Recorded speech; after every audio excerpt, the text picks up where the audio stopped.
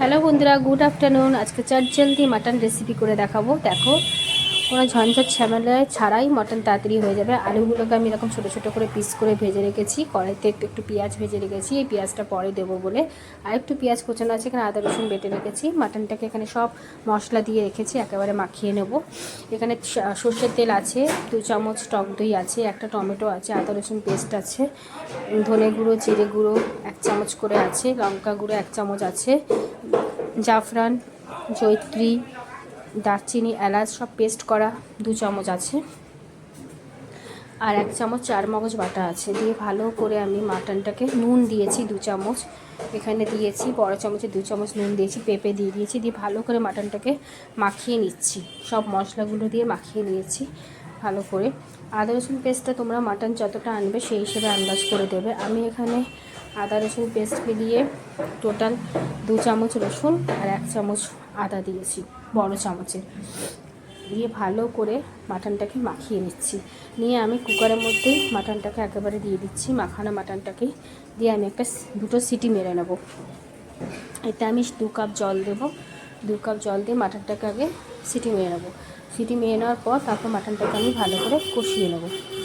এখানে কাঁচা পেঁয়াজ দিয়েছি 3টে, কাঁচা পেঁয়াজের মধ্যে দিয়ে মাখিয়ে নিয়েছি। 3টে কাঁচা পেঁয়াজও এখানে অ্যাড করেছি। দেখো আমি এখানে 1 কাপ জল দিচ্ছি, আর 1 কাপ জল দেবো। 2 কাপ জল দিয়ে এটা সিটি মেরে নেবো, দুটো সিটি মেরে আমি রেখে দেবো।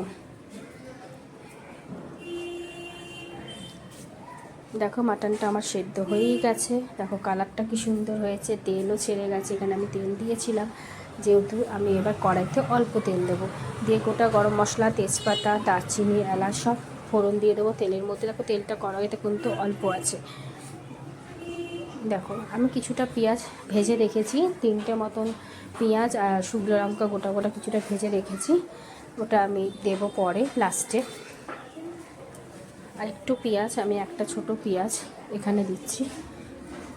দেখো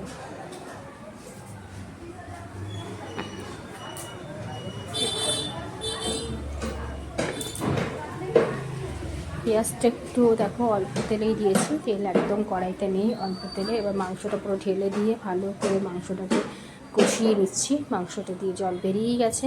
আমি কিন্তু এখনও পর্যন্ত এখানে জল দিইনি, আমি জল দেবো না, যেহেতু মাংসটা একটু কষা কষা টাইপের হবে, তাই জন্য এই জলেতেই হবে। মাংসটা আমার সেদ্ধ হয়ে গেছে, জাস্ট জলটা এভাবে কষিয়ে হবে। একটু তেলটা কষানো, তেলও ছেড়ে গেছে, দেখো সাইড দিয়ে তেল বেরিয়ে গেছে।